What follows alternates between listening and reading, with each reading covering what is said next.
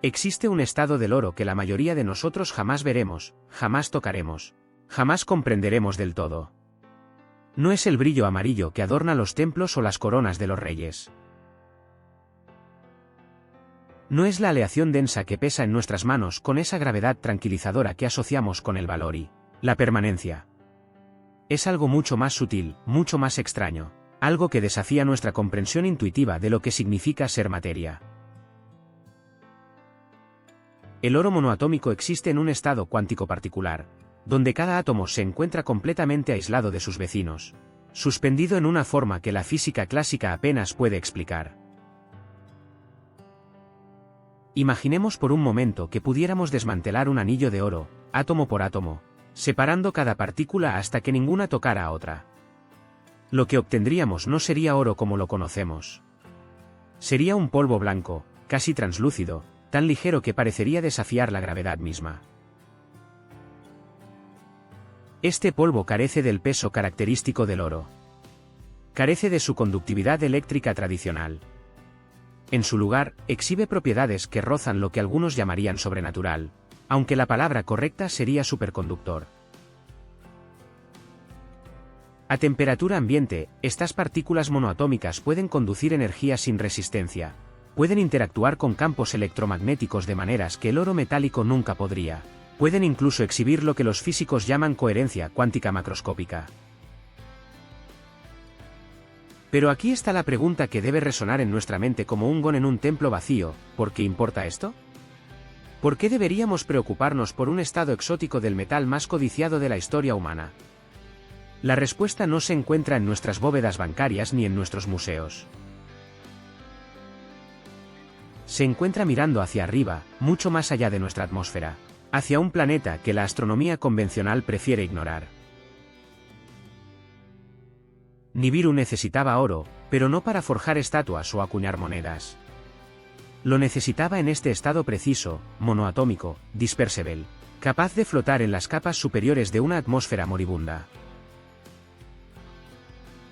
Cuando comprendemos las propiedades reflectantes del oro monoatómico, cuando entendemos cómo partículas tan pequeñas pueden suspenderse durante años en la estratosfera, reflejando radiación solar de vuelta al espacio o atrapando calor infrarrojo según sea necesario, comenzamos a vislumbrar el propósito real de la misión.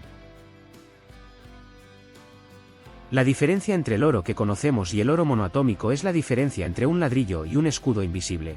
El oro metálico es inerte, pesado, confinado a la superficie de un planeta por su propia densidad.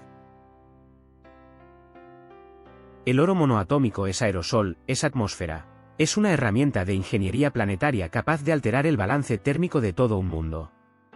No se trata de riqueza. Nunca se trató de riqueza. Pensemos en nuestra propia atmósfera por un momento. Pensemos en cómo una capa delgada de ozono, apenas perceptible, nos protege de la radiación ultravioleta que esterilizaría toda forma de vida en cuestión de décadas. Pensemos en cómo el dióxido de carbono, presente en concentraciones de apenas 400 partes por millón, puede determinar si nuestro planeta es habitable o se convierte en un invernadero descontrolado. La atmósfera no es una barrera sólida. Es un equilibrio delicado de gases, partículas y energía. Ahora multipliquemos ese equilibrio por la complejidad de un planeta con una órbita extremadamente elíptica, un mundo que se aleja del Sol durante milenios antes de regresar en un acercamiento abrasador.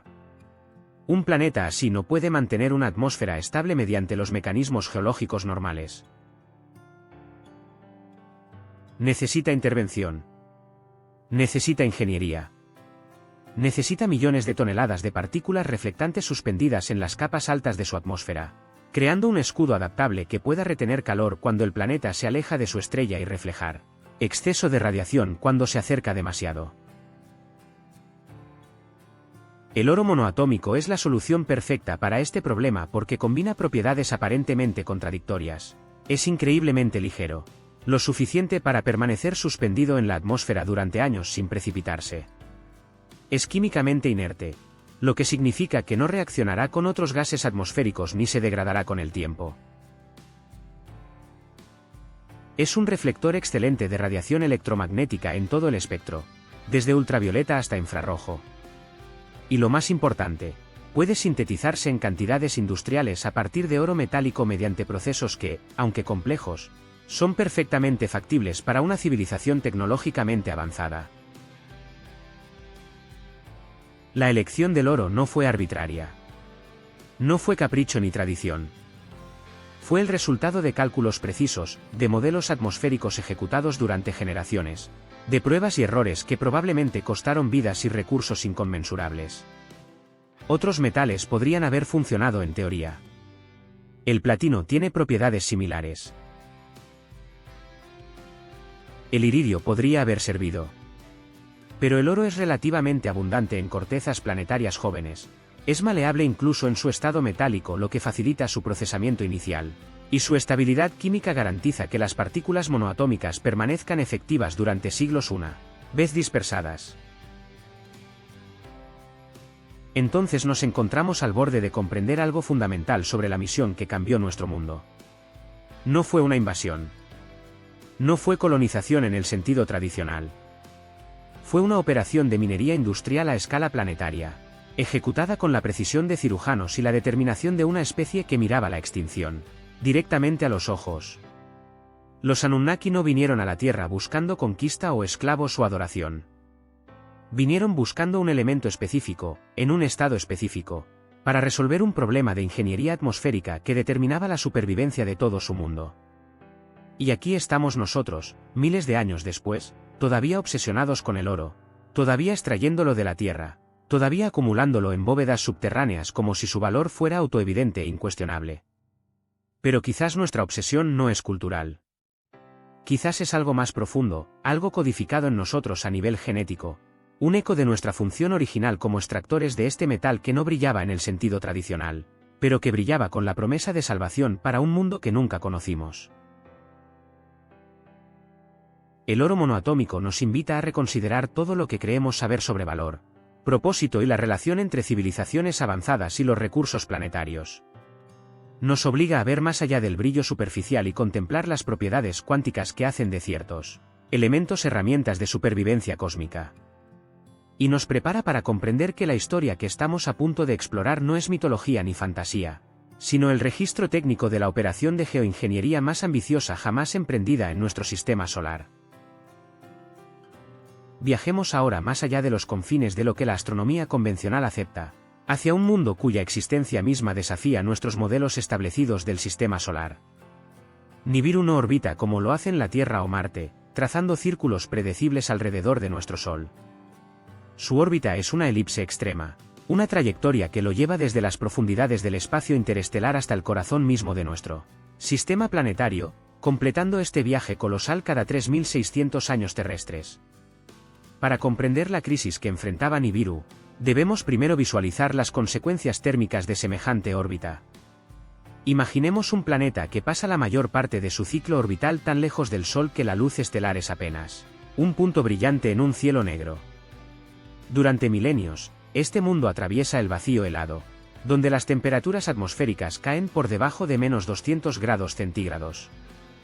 Luego, en un periodo relativamente breve de tal vez 100 años terrestres, se precipita de vuelta hacia el calor, acercándose lo suficiente como para que su superficie reciba radiación solar comparable a la de Marte o incluso la Tierra.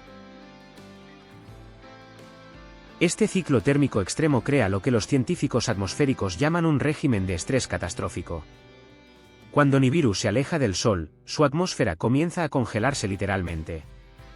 Los gases que deberían permanecer en estado gaseoso se condensan primero en líquidos y luego en sólidos, precipitándose como nieve química hacia la superficie. El nitrógeno cae del cielo como copos blanquecinos. El dióxido de carbono se congela en placas cristalinas. Incluso el metano, normalmente un gas a temperaturas donde el agua es hielo, se solidifica y cubre el suelo en capas brillantes. Pero el verdadero problema no es el congelamiento en sí mismo, sino lo que ocurre cuando el planeta regresa hacia el calor. Una atmósfera que se ha condensado sobre la superficie no puede simplemente reevaporarse uniformemente.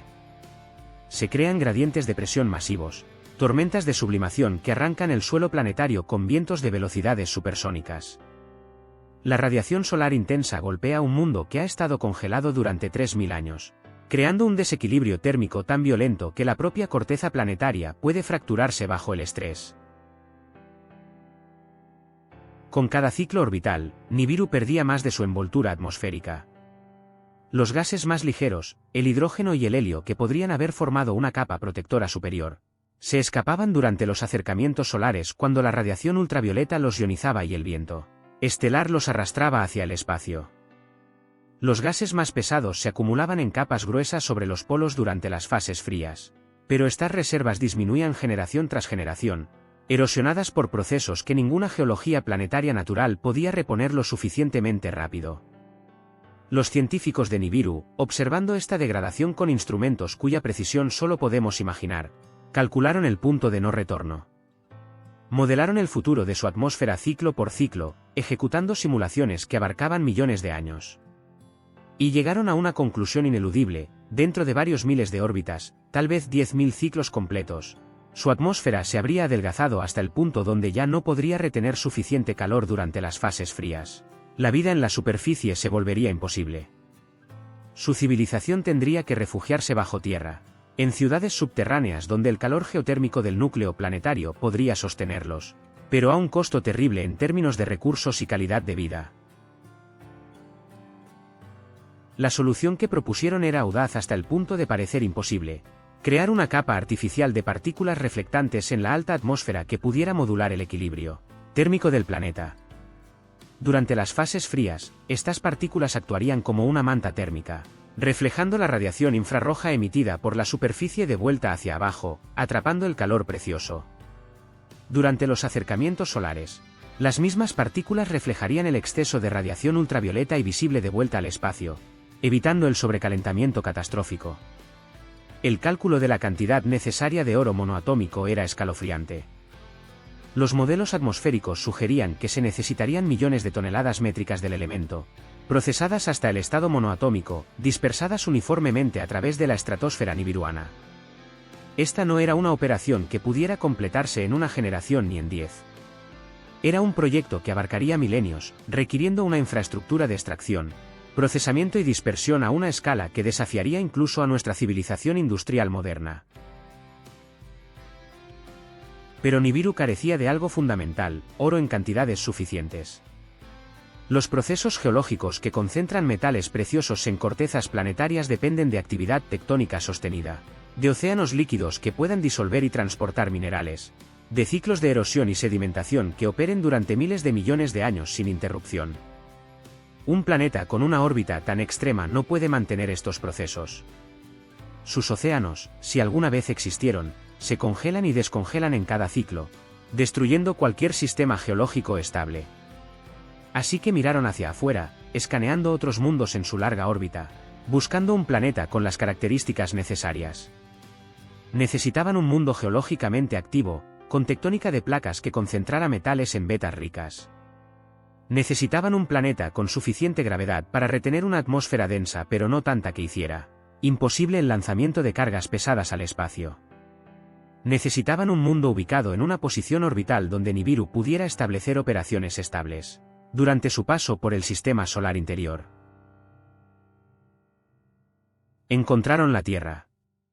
La encontraron hace aproximadamente 450.000 años terrestres, durante uno de sus acercamientos periódicos al Sol. La escanearon desde órbita, detectando las firmas espectrales de depósitos minerales ricos, analizando la composición atmosférica, evaluando la gravedad superficial y la rotación planetaria.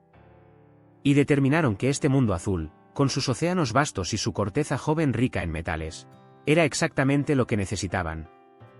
No vinieron como conquistadores arrogantes. Vinieron como ingenieros desesperados, como una civilización que había agotado todas las demás opciones y ahora enfrentaba una elección simple: emprender esta misión imposible o aceptar un futuro subterráneo que eventualmente se convertiría en extinción. La Tierra no era un premio para ellos. Era una mina. Y nosotros, cuando eventualmente entramos en la ecuación, no fuimos esclavos en el sentido emocional de la palabra. Fuimos herramientas biológicas, diseñadas con precisión para una función específica. Pero antes de llegar a esa parte de la historia, debemos comprender completamente la magnitud de lo que enfrentaban. Nibiru no estaba muriendo de manera dramática, con explosiones o colapsos repentinos. Estaba muriendo del modo más terrible, lentamente, predeciblemente, con cada ciclo orbital arrastrándolo un paso más cerca de la inhabitabilidad. Sus habitantes tenían tiempo para pensar, para planificar, para ejecutar soluciones que abarcarían más tiempo del que toda la historia humana registrada ha durado hasta ahora. Y eligieron el oro. Eligieron la Tierra. Y en esa elección, aunque ellos nunca lo supieron completamente, sembraron las semillas de algo inesperado. Una nueva forma de conciencia que eventualmente cuestionaría su propia creación y buscaría significado más allá de su programación original.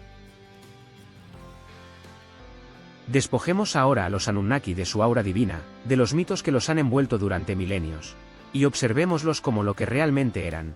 Una especie tecnológicamente avanzada enfrentando una crisis existencial que requería soluciones de ingeniería a escala planetaria. No eran dioses inmortales ni seres de pura energía. Eran organismos biológicos con necesidades metabólicas, estructuras sociales complejas y la carga terrible del conocimiento de su propia extinción potencial. La expedición que llegó a la Tierra hace 450.000 años no fue enviada con fanfarria ni celebración. Fue una misión de necesidad absoluta, planificada durante generaciones, ejecutada con la precisión de quienes saben que el fracaso significa la muerte lenta de todo su mundo.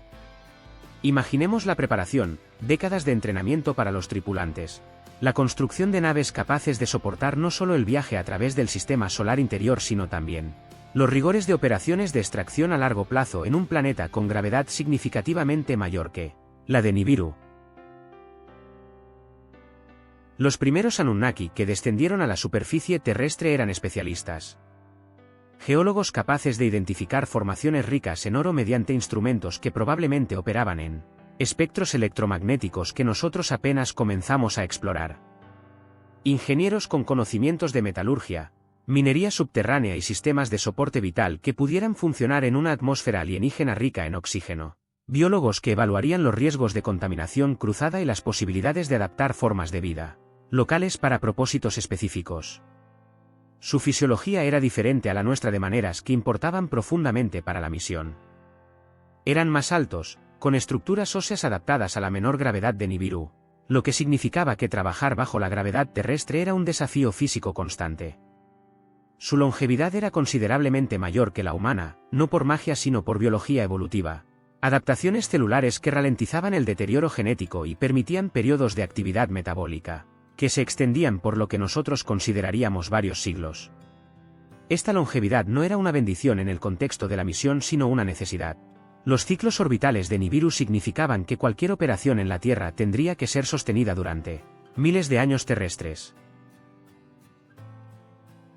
Cuando establecieron su primera base, lo que los textos sumerios llamarían Eridu, no estaban fundando una ciudad en el sentido que entendemos. Estaban construyendo una instalación industrial con zonas residenciales anexas. Necesitaban plantas de procesamiento de agua capaces de filtrar y purificar los océanos terrestres para consumo nibiruano. Necesitaban generadores de atmósfera controlada donde pudieran descansar sin el estrés constante de respirar aire con composición incorrecta de gases. Necesitaban talleres donde pudieran reparar y mantener equipos que no tenían repuestos disponibles en millones de kilómetros. La estructura social que trajeron consigo reflejaba no una jerarquía divina sino una organización militar industrial eficiente. Anu, descrito en los textos como el líder supremo, era esencialmente el administrador del proyecto, el responsable final de la coordinación entre las operaciones terrestres y las autoridades en Nibiru. Enlil, su hijo, asumió el control operacional directo de las instalaciones de extracción y las operaciones de superficie. Enki, el otro hijo, fue asignado a las operaciones técnicas y científicas, específicamente al desarrollo de soluciones para los desafíos inesperados que inevitablemente surgirían. Y surgieron desafíos desde el principio. La gravedad terrestre era más agotadora de lo predicho. Los modelos teóricos no capturaron completamente cómo afectaría a los trabajadores durante turnos de extracción de 12 o 16 horas. Los sistemas de soporte vital consumían más energía de la anticipada, requiriendo ajustes en la infraestructura de generación de energía. La atmósfera terrestre, aunque respirable con adaptación, contenía concentraciones de polen, esporas y microorganismos que causaban reacciones alérgicas e inflamatorias en los sistemas respiratorios nibiruanos. Pero el desafío más fundamental era psicológico. Estos seres habían dejado atrás no solo su planeta sino todo lo familiar, el ciclo de luz natural de Nibiru con su periodo de rotación diferente, el cielo con constelaciones que habían observado durante toda su vida, la gravedad a la que sus cuerpos estaban perfectamente adaptados. Ahora trabajaban bajo un sol que brillaba con intensidad diferente, en un planeta que rotaba a velocidad diferente, rodeados de una biosfera alienígena que zumbaba y crecía y se movía con una vitalidad que Nibiru, en su órbita helada, nunca había conocido. La misión requería no solo competencia técnica sino resiliencia psicológica extraordinaria. Los turnos en la Tierra duraban años, a veces décadas terrestres, antes de que un relevo pudiera llegar durante el siguiente acercamiento orbital de Nibiru. Durante estos periodos, los Anunnaki estaban completamente aislados de su mundo natal, dependiendo de sistemas de comunicación que operaban con retrasos de señal que podían extenderse a días u horas, según la posición orbital relativa de ambos planetas. Y sin embargo perseveraron. Establecieron protocolos operacionales que se documentarían meticulosamente en lo que eventualmente se convertiría en las tablillas cuneiformes sumerias. Crearon sistemas de rotación de personal. Desarrollaron tecnologías de adaptación que facilitaban el trabajo bajo gravedad terrestre. Construyeron infraestructura que podría mantenerse operacional durante los largos periodos cuando Nibiru estaba demasiado lejos para enviar suministros o personal de reemplazo. Los Anunnaki que trabajaban en las minas del Abzu no eran soldados conquistadores disfrutando de los frutos de la victoria. Eran trabajadores industriales, la clase Ijiji según las jerarquías nibiruanas, realizando labor física brutal bajo condiciones alienígenas porque su civilización no había desarrollado todavía la automatización necesaria para este tipo de operación. La robótica avanzada, la inteligencia artificial capaz de tomar decisiones complejas en entornos impredecibles, requiere desarrollo tecnológico que ellos simplemente no habían alcanzado antes de que la crisis atmosférica exigiera acción inmediata. Entonces aquí estaban, separados de todo lo que conocían, excavando en la corteza de un mundo extraño, extrayendo toneladas de roca aurífera cada día, procesándola mediante técnicas metalúrgicas que requerían calor intenso y compuestos químicos peligrosos. El oro que extraían no los enriquecería personalmente. No construirían palacios con él ni lo usarían para adornarse. Era carga, simple y llanamente, carga que sería transportada de vuelta a Nibiru cuando las ventanas orbitales lo permitieran, para ser procesada hasta el estado monoatómico y dispersada en una atmósfera que ellos probablemente nunca volverían a ver. Esta es la verdad austera detrás del mito: los Anunnaki eran trabajadores de salvamento cósmico, ingenieros y mineros cumpliendo una función que determinaba si las generaciones futuras de su especie heredarían un mundo habitable o un cementerio helado. No buscaban adoración. Buscaban toneladas métricas de un elemento específico. No ofrecían revelaciones divinas. Ofrecían protocolos de trabajo eficientes y sistemas de gestión de recursos. Y cuando eventualmente se enfrentaron a la rebelión de su propia fuerza laboral, cuando los Ijiji finalmente dijeron que no podían continuar bajo estas condiciones, no respondieron con ira divina sino con ingeniería pragmática. Si los trabajadores nibiruanos no podían sostener la operación, entonces necesitaban trabajadores diferentes. Necesitaban una solución biológica a un problema industrial. Necesitaban crear algo nuevo, algo diseñado específicamente para las condiciones terrestres, algo que pudiera trabajar durante generaciones sin agotarse, sin necesitar rotación de vuelta a un mundo natal distante. Necesitaban crear al Luluamelu. Necesitaban crearnos a nosotros. Adentrémonos ahora en la física fundamental que hacía del oro monoatómico no solo una opción viable sino la solución óptima para el dilema atmosférico de Nibiru. Esta no es una discusión sobre alquimia mística ni propiedades sobrenaturales. Es una exploración de mecánica cuántica, termodinámica atmosférica y las propiedades específicas de los elementos en estados no convencionales de agregación molecular. Comencemos con el concepto de albedo planetario, la fracción de radiación solar que un planeta refleja de vuelta al espacio sin absorber. La Tierra tiene un albedo promedio de aproximadamente 0.3, lo que significa que refleja 30% de la luz solar incidente y absorbe el 70% restante. Este equilibrio determina nuestra temperatura superficial promedio. Modificar el albedo incluso en un pequeño porcentaje puede alterar dramáticamente el clima global, como estamos comenzando a comprender con el cambio climático antropogénico. Para Nibiru, con su órbita extremadamente elíptica, el desafío era mucho más complejo que simplemente mantener un albedo constante. Necesitaban un sistema que pudiera adaptarse dinámicamente, alto albedo durante los acercamientos solares para reflejar exceso de radiación, bajo albedo durante las fases frías para retener cada fotón precioso de calor. Las partículas monoatómicas de oro ofrecían exactamente esta flexibilidad mediante un fenómeno conocido como resonancia plasmónica superficial. En su estado monoatómico, cada átomo de oro existe como una entidad cuántica individual, no ligada a otros átomos en una red cristalina metálica. Esto significa que los electrones de valencia no están delocalizados a través de un metal sólido sino confinados alrededor de un único núcleo atómico. Cuando la radiación electromagnética interactúa con estos átomos aislados, los electrones pueden oscilar en resonancia con la frecuencia de la luz incidente, creando lo que los físicos llaman un plasmón localizado. Esta resonancia plasmónica tiene consecuencias profundas para cómo las partículas interactúan con diferentes longitudes de onda de luz. Las partículas de oro monoatómico dispersas en una atmósfera pueden ajustar su respuesta óptica basándose en la intensidad y el espectro de la radiación incidente. Bajo radiación solar intensa, con abundante luz ultravioleta y visible, las partículas entran en estados de resonancia que maximizan la dispersión, reflejando eficientemente esta energía de vuelta al espacio. Bajo radiación térmica infrarroja emitida por la superficie planetaria, las mismas partículas exhiben diferentes modos de resonancia que tienden a absorber y reemitir esta radiación, atrapándola efectivamente dentro de la atmósfera. Pero la genialidad real de usar oro monoatómico residía en su estabilidad química excepcional. Una atmósfera no es un entorno estático.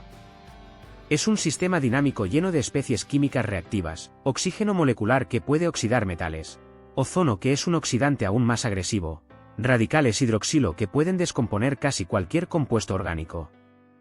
Cualquier material dispersado en una atmósfera debe ser capaz de resistir estas reacciones durante décadas o siglos sin degradarse. El oro es uno de los elementos menos reactivos en la tabla periódica. En su estado monoatómico, esta inercia química se vuelve aún más pronunciada porque no hay enlaces metálicos que puedan romperse. No hay superficie cristalina donde puedan absorberse moléculas reactivas. Las partículas simplemente flotan, inertes, reflejando y dispersando luz según las leyes de la física cuántica, inmunes a los procesos químicos que destruirían materiales menos nobles. Consideremos ahora la cuestión de la densidad de partículas requerida. Los cálculos de transferencia radiativa atmosférica indican que para alterar significativamente el albedo de un planeta del tamaño de la Tierra, se necesitarían concentraciones de partículas reflectantes del orden de varios microgramos por metro cúbico en la estratosfera.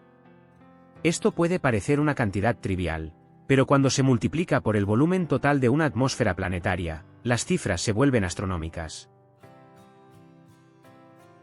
La estratosfera de un planeta similar a la Tierra se extiende desde aproximadamente 10 hasta 50 kilómetros de altitud. Su volumen total es del orden de 1.000 millones de kilómetros cúbicos. Para lograr una concentración de partículas de 5 microgramos por metro cúbico en este volumen, se necesitarían aproximadamente 5 billones de kilogramos de material, 5 millones de toneladas métricas. Y esto es solo para establecer la capa inicial. El mantenimiento continuo, reemplazando partículas que eventualmente precipitan hacia la superficie o escapan al espacio, requeriría inyecciones periódicas de material adicional. Aquí es donde la longevidad de las partículas de oro monoatómico se volvía crucial. Debido a su masa atómica relativamente alta comparada con las moléculas de gas atmosférico, las partículas tienden a sedimentar lentamente bajo la influencia de la gravedad. Pero este proceso es extraordinariamente lento a las altitudes estratosféricas donde la densidad del aire es mínima. Los modelos de dinámica atmosférica sugieren que las partículas monoatómicas de oro podrían permanecer suspendidas durante 50 a 100 años terrestres antes de precipitarse completamente, mucho más tiempo que casi cualquier otro material con propiedades ópticas comparables. La dispersión de las partículas también presentaba desafíos técnicos interesantes. No podían simplemente liberar toneladas de polvo de oro en la atmósfera baja y esperar que se dispersara uniformemente. Necesitaban sistemas de inyección estratosférica, probablemente aeronaves o cohetes capaces de alcanzar altitudes de 30 a 40 kilómetros y liberar el material en patrones calculados que aprovecharían los patrones de circulación atmosférica natural para lograr distribución global. Los vientos estratosféricos en la Tierra, y presumiblemente en Nibiru, circulan en patrones bien definidos influenciados por la rotación planetaria y los gradientes de temperatura.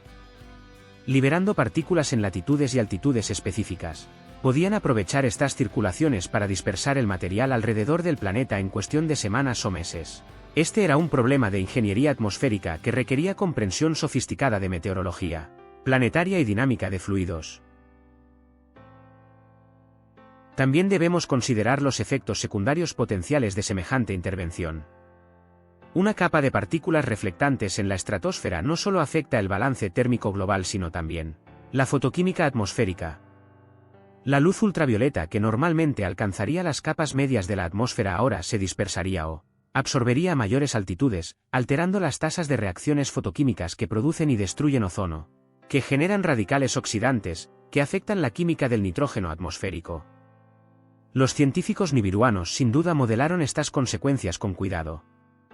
Necesitaban asegurar que su solución al problema térmico no creara nuevos problemas químicos que pudieran ser igualmente devastadores.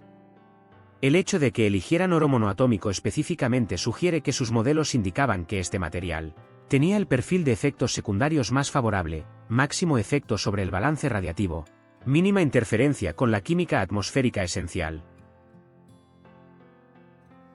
Y luego está la cuestión de la energía requerida para procesar oro metálico en su forma monoatómica. Romper los enlaces metálicos en oro sólido, separar cada átomo de sus vecinos y estabilizarlos en estado aislado, requiere input energético considerable. Los métodos probables involucrarían vaporización a temperaturas extremadamente altas seguida de enfriamiento rápido en condiciones que previenen la reagregación, o técnicas de plasma donde el oro se ioniza y luego se neutraliza átomo por átomo.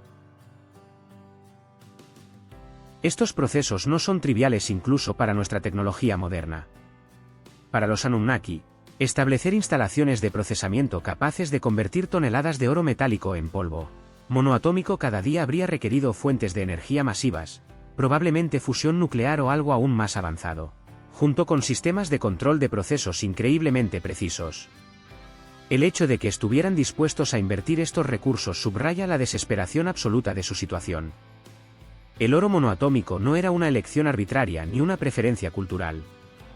Era el resultado de cálculos meticulosos, de modelos atmosféricos ejecutados en computadoras cuya potencia solo podemos imaginar, de experimentos que probablemente se llevaron a cabo en la propia atmósfera de Nibiru antes de que la misión a la Tierra fuera siquiera autorizada.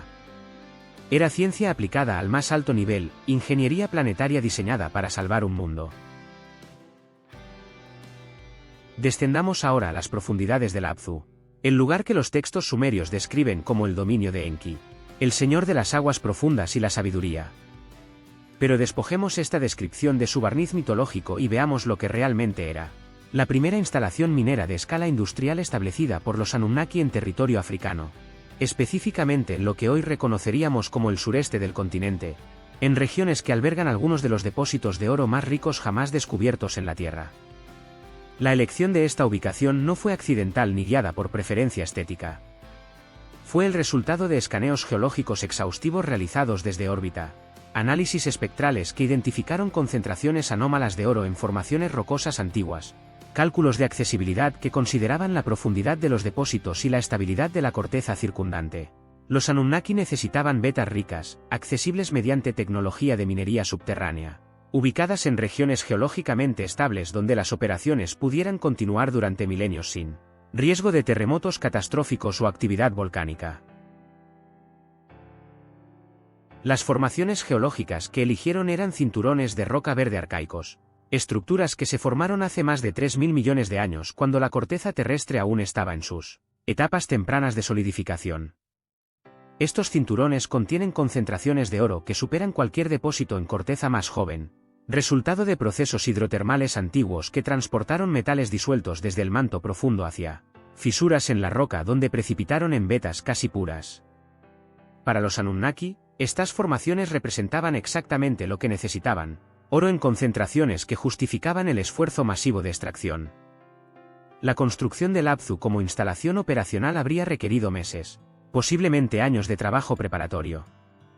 Primero necesitaban establecer infraestructura de superficie, zonas de aterrizaje para naves de transporte, instalaciones de procesamiento inicial donde el mineral extraído podría separarse de la roca estéril, sistemas de generación de energía capaces de alimentar operaciones continuas de escala industrial. Luego venía la fase más desafiante, penetrar la corteza terrestre hasta alcanzar las vetas objetivo, a profundidades que probablemente alcanzaban varios cientos de metros bajo la superficie. La tecnología de excavación que emplearon debe haber superado significativamente nuestras capacidades modernas. No estaban cavando túneles con explosivos y palas mecánicas. Los textos antiguos sugieren el uso de lo que se traducía como fuego y vibraciones, lo cual podría referirse a técnicas de perforación por láser o sistemas de excavación sónica que pueden fragmentar roca mediante ondas de presión resonantes. Estas tecnologías dejarían túneles con paredes excepcionalmente lisas, geometría precisa y mínimo desperdicio de material, exactamente las características que algunos investigadores afirman haber encontrado en sistemas de túneles antiguos en regiones mineras de África. Una vez establecidos los túneles principales, el trabajo real comenzaba: la extracción sistemática de mineral aurífero. Este no era un proceso de simplemente recoger pepitas de oro brillante del suelo. Las vetas contenían oro disperso en matriz de roca, requiriendo que toneladas de material fueran extraídas, transportadas a la superficie, trituradas hasta polvo fino y luego procesadas mediante técnicas metalúrgicas para separar el oro de los minerales acompañantes. El volumen de roca que debía moverse era astronómico, miles de toneladas cada día solo para obtener kilogramos de oro metálico. Y aquí es donde la gravedad terrestre se convertía en el enemigo constante de los trabajadores Anunnaki. Cada kilogramo de roca debía ser levantado desde las profundidades contra una fuerza gravitacional, significativamente mayor que la que experimentaban en su mundo natal. Sus cuerpos, optimizados para la menor gravedad de Nibiru, se fatigaban más rápidamente. Sus músculos y esqueletos sufrían tensiones para las cuales no habían sido diseñados evolutivamente. Turnos de trabajo que en Nibiru podrían haber sido sostenibles durante días se volvían agotadores después de horas bajo condiciones terrestres. Las instalaciones de procesamiento en la superficie del Abzu habrían sido complejos industriales impresionantes. Necesitaban molinos capaces de pulverizar roca hasta consistencia de polvo. Necesitaban sistemas de separación gravitacional donde el oro, siendo mucho más denso que los minerales de ganga, pudiera concentrarse mediante lavado con agua. Necesitaban hornos capaces de alcanzar temperaturas suficientemente altas para fundir el oro concentrado, separándolo finalmente de las últimas trazas de impurezas. Y todo esto debía operar continuamente, día y noche, procesando el flujo constante de mineral que ascendía desde las profundidades. El agua era un recurso crítico para estas operaciones. La separación gravitacional del oro requiere volúmenes masivos de agua en movimiento. Y los textos sumerios son consistentes en describir el Abzu como un lugar asociado con aguas subterráneas profundas. Esto tiene sentido geológico perfecto. Las regiones mineras africanas que contienen los depósitos de oro más ricos también tienen acceso a acuíferos profundos, capas de roca porosa saturada con agua que puede bombearse a la superficie para uso industrial. Los Anunnaki habrían establecido sistemas de bombeo que extraían agua de estos acuíferos. La utilizaban en procesos de separación y luego probablemente la reciclaban mediante filtración y purificación. Pero más allá de la infraestructura física, el Abzu representaba algo más profundo. Era el primer punto de contacto real entre la civilización nibiruana y la biosfera terrestre. Los trabajadores Anunnaki no operaban en ambientes sellados completamente aislados del mundo exterior. Respiraban aire terrestre, bebían agua terrestre procesada. Estaban expuestos a microorganismos terrestres contra los cuales sus sistemas inmunológicos tenían defensas limitadas o nulas. Esta exposición creaba riesgos de salud constantes, requiriendo instalaciones médicas sofisticadas donde pudieran tratarse infecciones y reacciones alérgicas. La organización del trabajo en el Abzu seguía jerarquías estrictas. Los capataces Anunnaki supervisaban equipos de trabajadores Igigi, la clase laboral de la sociedad nibiruana, asignándolos a diferentes tareas según especialización y capacidad física. Había equipos de perforación que extendían los túneles hacia nuevas vetas. Había equipos de extracción que removían el mineral de las paredes de roca. Había equipos de transporte que movían material desde las profundidades hasta la superficie. Había equipos de procesamiento que operaban los molinos y hornos. Y sobre todos ellos, había administradores que rastreaban producción, mantenían registros de rendimiento y reportaban a las autoridades superiores en Eridu y eventualmente de vuelta a Nibiru. Los registros de producción habrían sido meticulosos. Cada tonelada de mineral extraído, cada kilogramo de oro producido, cada falla de equipo, cada accidente laboral, todo documentado en tablillas que formaban el registro burocrático de una operación industrial que sabían debía continuar durante milenios. Esta documentación no era para gloria ni historia. Era control de calidad, gestión de recursos, la contabilidad fría de una misión donde el fracaso significaba la extinción de su civilización. Y con el tiempo, a medida que las vetas más accesibles comenzaban a agotarse, los túneles se extendían más profundo, más lejos, alcanzando mineral de menor calidad que requería procesar volúmenes aún mayores de roca para obtener las mismas cantidades de oro. La eficiencia de la operación comenzaba a degradarse. Los trabajadores se fatigaban más, se lesionaban con mayor frecuencia, desarrollaban condiciones médicas crónicas relacionadas con el trabajo prolongado bajo gravedad terrestre. Las tensiones se acumulaban. El resentimiento crecía. El Abzu, concebido como la salvación de Nibiru, se estaba convirtiendo lentamente en una prisión para quienes trabajaban en sus profundidades.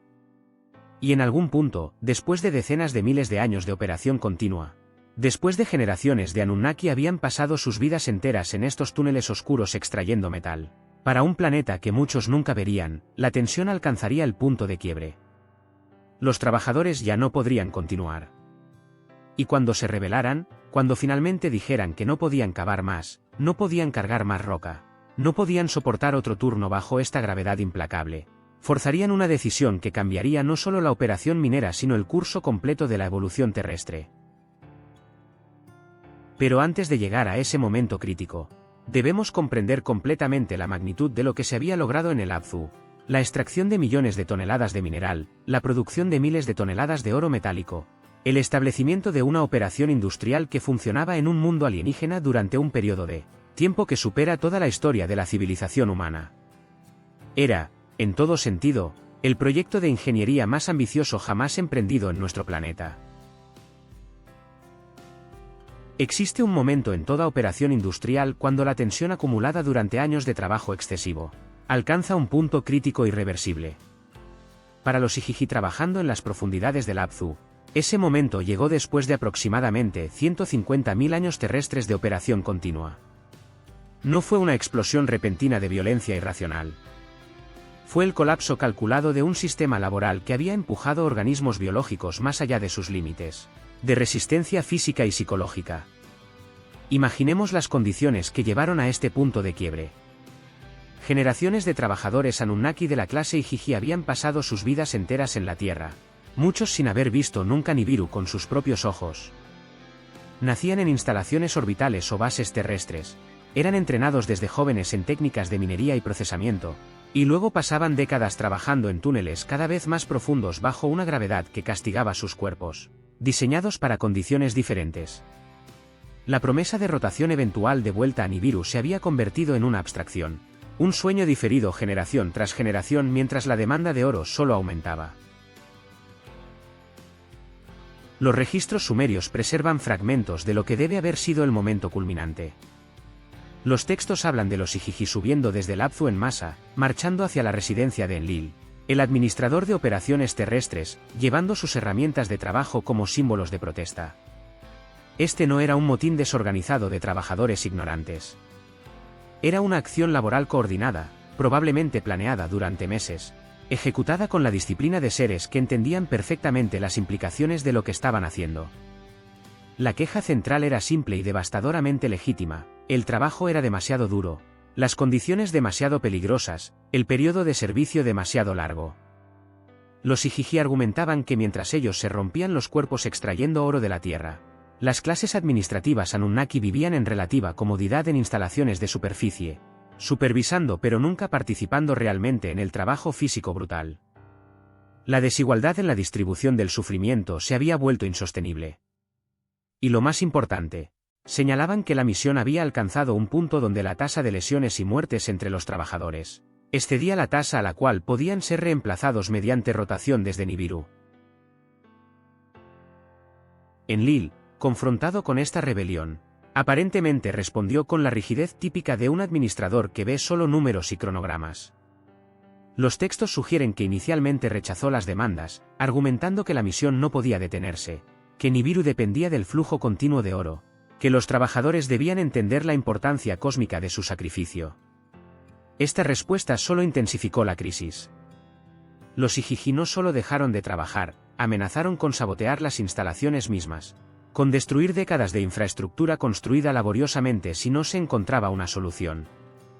Fue en este punto crítico cuando Enki, el jefe de operaciones científicas y técnicas, propuso una alternativa que cambiaría todo. Si los trabajadores Anunnaki no podían sostener la operación debido a limitaciones biológicas inherentes a su fisiología nibiruana, entonces la solución lógica era crear trabajadores diseñados específicamente para las condiciones terrestres. Organismos que no sufrirían bajo la gravedad terrestre porque estarían adaptados a ella desde el nivel genético. Seres con menor longevidad individual pero mayor capacidad reproductiva, permitiendo que la fuerza laboral se mantuviera mediante reproducción local en lugar de costosa rotación desde Nibiru. La propuesta debe haber generado debate intenso entre la jerarquía Anunnaki. No estaban hablando de construir máquinas sino de crear vida inteligente, de tomar material genético de primates terrestres existentes y modificarlo mediante técnicas de bioingeniería, para producir algo nuevo. Las implicaciones éticas de semejante proyecto habrían sido evidentes incluso para una civilización, enfrentando crisis existencial.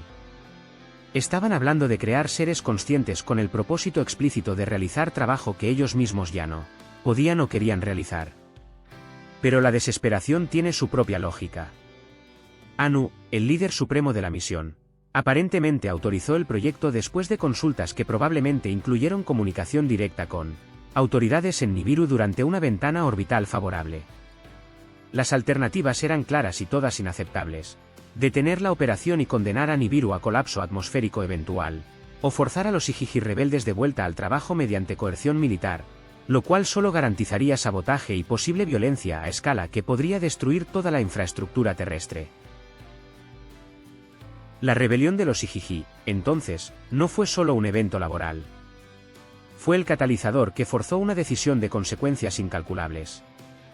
Sin ella, los Anunnaki podrían haber continuado operando con su propia fuerza laboral, eventualmente desarrollando automatización suficiente para reducir la dependencia de trabajo biológico. Pero la crisis no permitió ese desarrollo gradual. Necesitaban una solución inmediata, y la bioingeniería ofrecía el camino más rápido hacia esa solución. Debemos preguntarnos qué sintieron los Igigi cuando se les informó de la decisión. Habían arriesgado todo en su protesta, posiblemente sus propias vidas si Enlil hubiera elegido responder con fuerza militar. Y ahora se les decía que no tendrían que volver a las minas, que serían reemplazados por una fuerza laboral completamente nueva creada específicamente para este propósito. ¿Sintieron alivio? ¿Culpa por lo que su rebelión había puesto en marcha?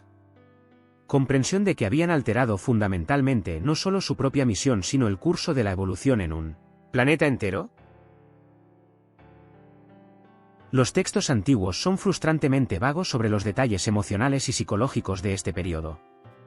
Se enfocan en la secuencia de eventos, la rebelión, el debate, la decisión, y luego el comienzo del proyecto de bioingeniería. Pero entre estas líneas podemos inferir la magnitud del momento. Una especie tecnológicamente avanzada, enfrentando límites de su propia biología, eligió crear una nueva forma de vida inteligente como solución a un problema industrial. No era una decisión tomada a la ligera ni con arrogancia casual. Era el último recurso de seres que habían agotado todas las demás opciones. Y para los Igigi mismos, la rebelión representaba algo más que alivio del trabajo brutal.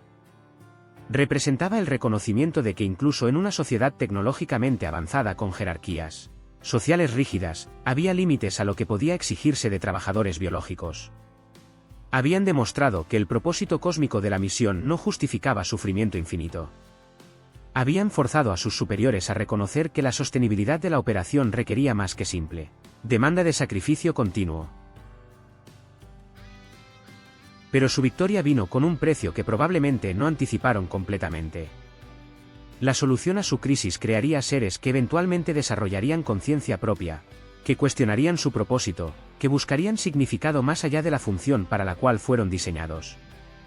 Los Igigi, al revelarse, habían sembrado las semillas de otra forma de conciencia que algún día también se preguntaría si el trabajo que realizaba tenía sentido, si la jerarquía que la gobernaba era justa, si existía más allá de servir propósitos definidos por otros. La rebelión de los Igigi es el punto de inflexión en nuestra historia, el momento donde la operación minera se transforma en algo mucho más complejo. Después de este evento, la narrativa ya no es solo sobre extracción de recursos sino sobre creación de vida, sobre las consecuencias no anticipadas de ingeniería biológica, sobre cómo una solución pragmática a un problema industrial puede generar preguntas filosóficas que resuenan durante milenios.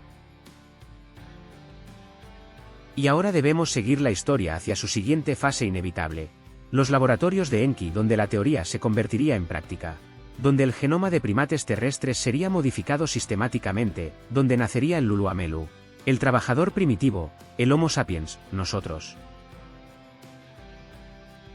Entremos ahora en los laboratorios de Enki, no con reverencia religiosa sino con la mirada fría de quien observa un proyecto de bioingeniería ejecutado con precisión científica. Lo que estaba a punto de ocurrir no era creación divina mediante decreto celestial. Era manipulación genética sistemática, la modificación deliberada de material genético existente para producir un organismo con características específicas diseñadas para una función industrial concreta.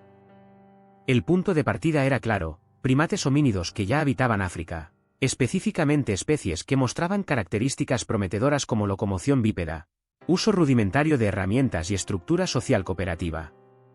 Estos organismos, probablemente ancestros de lo que la paleoantropología moderna clasificaría como Australopithecus o especies relacionadas, proporcionaban el andamiaje genético básico.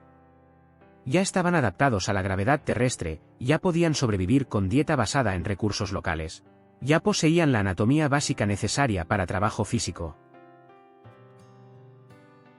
Pero estos primates carecían de características cruciales que los Anunnaki necesitaban en una fuerza laboral efectiva. Su inteligencia era limitada, insuficiente para seguir instrucciones complejas o aprender técnicas de minería y procesamiento. Su fuerza física, aunque adecuada para su estilo de vida natural, no era óptima para trabajo industrial sostenido. Su periodo de maduración era largo comparado con su esperanza de vida, lo que significaba que pasaban demasiado tiempo siendo dependientes antes de volverse productivos. Y fundamentalmente, no poseían la capacidad cognitiva para el lenguaje complejo necesario para comunicación efectiva con supervisores Anunnaki. Enki y su equipo de especialistas en bioingeniería enfrentaban entonces un desafío técnico fascinante: cómo modificar el genoma de estos primates para introducir las mejoras necesarias sin crear un organismo tan diferente que no pudiera reproducirse de manera estable o sobrevivir en el ambiente terrestre sin soporte tecnológico constante. La solución que desarrollaron involucraba lo que los textos antiguos describen como mezclar la esencia vital de los Anunnaki con la esencia vital de los primates terrestres, lenguaje que claramente se refiere a ingeniería genética mediante introducción de segmentos específicos de ADN Anunnaki en el genoma de los homínidos. La técnica probable involucraba primero secuenciar completamente los genomas tanto de los Anunnaki como de los primates objetivo, identificando genes específicos responsables por las características deseadas: inteligencia aumentada, capacidad lingüística, mayor fuerza muscular, maduración acelerada. Luego venía el desafío de insertar estos genes en el genoma de los primates de manera que se expresaran correctamente sin causar incompatibilidades letales. Este no era un proceso simple de copiar y pegar. Requería comprender profundamente cómo los genes interactúan entre sí, cómo las secuencias reguladoras controlan cuándo y dónde se activan genes específicos, cómo asegurar que el organismo resultante fuera viable y fértil. Los primeros intentos, según sugieren fragmentos de los textos antiguos, no fueron exitosos. Producían organismos con defectos graves, incapaces de sobrevivir más allá de desarrollo embrionario temprano, o que nacían con malformaciones que los hacían inviables. Este es el costo de la bioingeniería experimental: fracaso tras fracaso mientras se refinan técnicas, se ajustan parámetros, se aprende que funciona y que no mediante prueba y error que consume tiempo y recursos considerables. Pero eventualmente, después de lo que debieron ser años o incluso décadas de experimentación, lograron producir un organismo viable. Los textos lo llaman el Lulu Amelu, el trabajador mezclado, el híbrido. Este ser poseía el cuerpo básico y la adaptación fisiológica de los primates terrestres, pero con modificaciones cognitivas cruciales derivadas de genética Anunnaki. Tenía un cerebro más grande, particularmente en regiones asociadas con razonamiento abstracto, planificación a futuro y procesamiento lingüístico. Tenía capacidad para aprender tareas complejas mediante observación e instrucción. Y fundamentalmente, tenía la capacidad para el lenguaje simbólico, permitiendo comunicación sofisticada necesaria para seguir instrucciones y reportar problemas.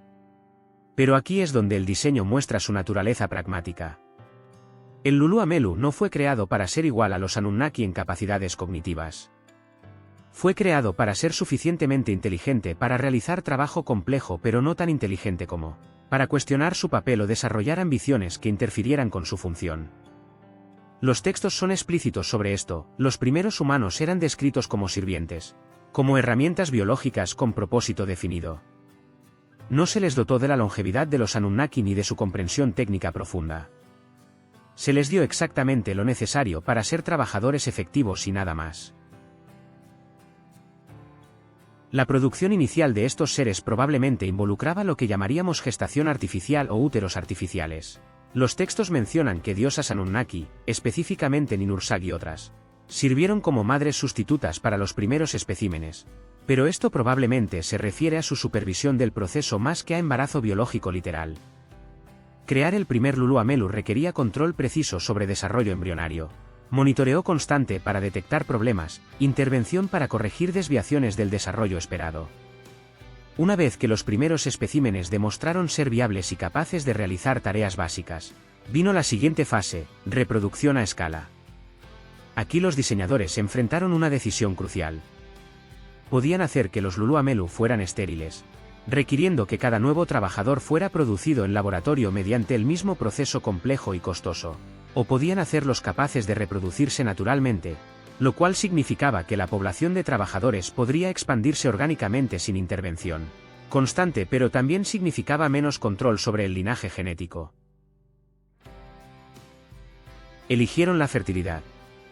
Los primeros Lulu Amelu podían reproducirse entre ellos, y sus descendientes heredaban las modificaciones genéticas introducidas por los Anunnaki. Esto fue crucial para la viabilidad a largo plazo del proyecto.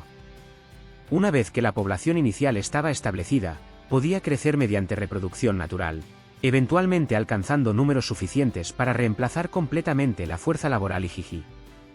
El costo de esta decisión era que con cada generación, mediante recombinación genética natural durante reproducción sexual, los Lulu Amelu se volvían ligeramente más diversos, ligeramente menos predecibles. Los primeros trabajadores humanos fueron llevados al Abzu, probablemente en números pequeños inicialmente, como fase de prueba para evaluar su efectividad en condiciones reales de trabajo. ¿Podían aprender técnicas de minería? ¿Podían seguir instrucciones de supervisores Anunnaki? ¿Podían trabajar en equipo de manera cooperativa? ¿Podían tolerar las condiciones en los túneles, el aire cargado de polvo, la oscuridad, el calor de las profundidades? Los resultados aparentemente fueron satisfactorios. Los Lulu Amelu podían realizar el trabajo, quizás no con la eficiencia inicial de los Ijiji entrenados, pero suficientemente bien como para justificar expansión del programa. Y entonces comenzó la producción a mayor escala. Más especímenes fueron creados, la población comenzó a crecer mediante reproducción natural, y gradualmente los Lulu Amelu comenzaron a reemplazar a los trabajadores Anunnaki en las operaciones mineras. Los Ijiji fueron reasignados a roles de supervisión, gestión y mantenimiento de equipos, trabajos que requerían mayor experiencia técnica pero menos labor física brutal. La operación estaba siendo reestructurada alrededor de esta nueva fuerza laboral biológicamente diseñada. Pero algo inesperado estaba comenzando a ocurrir, algo que probablemente no fue anticipado completamente en los modelos de los diseñadores. Los Lulu Amelu no eran simplemente herramientas biológicas programadas. Eran seres conscientes con capacidad para experiencia subjetiva, para emoción, para formar vínculos sociales entre ellos. Tenían miedo cuando las condiciones eran peligrosas. Sentían dolor cuando se lesionaban. Desarrollaban lealtades grupales y jerarquías sociales propias que a veces entraban en conflicto con la estructura impuesta por los supervisores Anunnaki. Los diseñadores habían creado no solo trabajadores sino una nueva forma de conciencia que eventualmente comenzaría a preguntarse sobre su propio propósito, que desarrollaría cultura propia, que transmitiría conocimiento de generación en generación, que eventualmente llegaría a verse a sí misma como algo más que simplemente el Luluamelu, el trabajador mezclado. Se vería como humana. Y esa transformación, de herramienta diseñada a especie autoconsciente, es la historia que aún estamos viviendo miles de años después. Sigamos ahora el viaje del oro desde las vetas subterráneas del Apsu hasta su transformación final en el polvo monoatómico que salvaría a Nibiru. Este proceso no era una simple cuestión de fundir metal y transportarlo. Era una cadena de transformaciones metalúrgicas y químicas que requerían instalaciones especializadas, fuentes de energía masivas y conocimiento técnico que desafiaba los límites de lo que incluso una civilización avanzada podía lograr de manera sostenida. Las primeras instalaciones de procesamiento se establecieron probablemente en la superficie cerca de la entrada principal del Apsu, donde el mineral aurífero emergía de las profundidades en un flujo constante de toneladas por hora. Aquí comenzaba la fase inicial de separación física. El mineral debía ser triturado hasta un polvo fino donde cada partícula era apenas más grande que granos de arena. Esta pulverización era necesaria para exponer el oro disperso en la matriz de roca a los procesos químicos posteriores. Los molinos que realizaban esta tarea no eran simples ruedas de piedra como las que aparecerían en civilizaciones humanas posteriores. Debían ser capaces de procesar volúmenes enormes de material con eficiencia que minimizara el consumo de energía mientras maximizaba la reducción de tamaño. Probablemente empleaban tecnología de vibración ultrasónica o campos electromagnéticos pulsados que podían fragmentar roca a nivel cristalino, métodos que dejarían el material resultante como polvo uniforme sin desperdiciar energía en generar calor o ruido excesivo. Una vez pulverizado, el mineral entraba en la fase de concentración gravitacional. El oro, con su densidad excepcional de más de 19 gramos por centímetro cúbico, se hunde en suspensiones líquidas mientras minerales más ligeros flotan o permanecen suspendidos. Las instalaciones habrían tenido sistemas de separación masivos donde agua mezclada con el mineral pulverizado fluía a través de canales diseñados con geometría específica, permitiendo que las partículas de oro se acumularan en el fondo mientras el material estéril era arrastrado hacia sistemas de descarte. Esta separación gravitacional podía concentrar el oro quizás 100 veces comparado con el mineral original, pero el producto resultante todavía contenía impurezas significativas, otros metales pesados como platino, paladio, plomo, que también se hundían debido a sus densidades altas. La siguiente fase requería separación química, probablemente mediante lo que conocemos como cianuración o un proceso análogo más avanzado. El oro se disuelve en soluciones de cianuro alcalino, formando un complejo químico soluble que puede separarse de metales que no reaccionan de la misma manera. Pero el uso de cianuro a escala industrial presenta desafíos considerables. Es extremadamente tóxico para la vida biológica. Requiere manejo cuidadoso y sistemas de contención que prevengan contaminación del ambiente circundante. Las instalaciones Anunnaki debían tener protocolos de seguridad rigurosos, sistemas de reciclaje de reactivos químicos que minimizaran desperdicios tóxicos, y probablemente tecnología de neutralización que podía descomponer el cianuro usado en compuestos inertes, antes de descartarlo. Una vez que el oro estaba en solución, podía ser precipitado de vuelta a forma metálica mediante reducción química, típicamente añadiendo polvo de zinc u otro agente reductor. Este precipitado, conocido en metalurgia moderna como barro anódico, contenía oro en concentraciones muy altas pero todavía no era metal puro. Requería fundición en hornos capaces de alcanzar temperaturas superiores a 1100 grados centígrados, el punto de fusión del oro. Los hornos de fundición representaban algunas de las estructuras más impresionantes en las instalaciones de procesamiento. No podían usar combustibles simples como madera o carbón, insuficientes para alcanzar y mantener las temperaturas necesarias. Más probablemente empleaban energía eléctrica canalizada a través de resistencias especiales o tecnología de inducción electromagnética que calentaba el metal directamente sin necesidad de combustión. La fuente de esta electricidad probablemente era generación de fusión nuclear o quizás sistemas geotérmicos que aprovechaban el calor del manto terrestre en ubicaciones geológicamente apropiadas. Durante la fundición, las impurezas restantes en el oro se separaban basándose en sus diferentes densidades y puntos de fusión.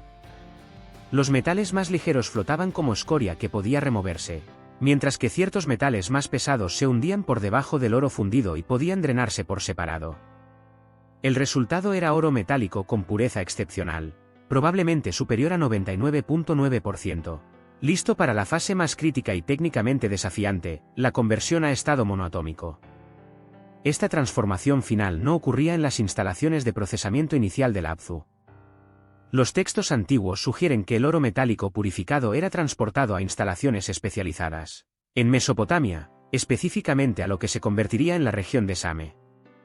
Aquí, en complejos que combinaban laboratorios avanzados con infraestructura de producción a escala industrial, el oro sólido sería sometido a procesos que romperían los enlaces metálicos y producirían el polvo blanco de átomos aislados.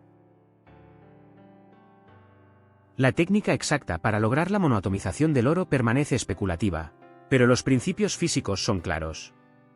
Requiere primero vaporizar el oro metálico calentándolo muy por encima de su punto de ebullición de aproximadamente 2800 grados centígrados.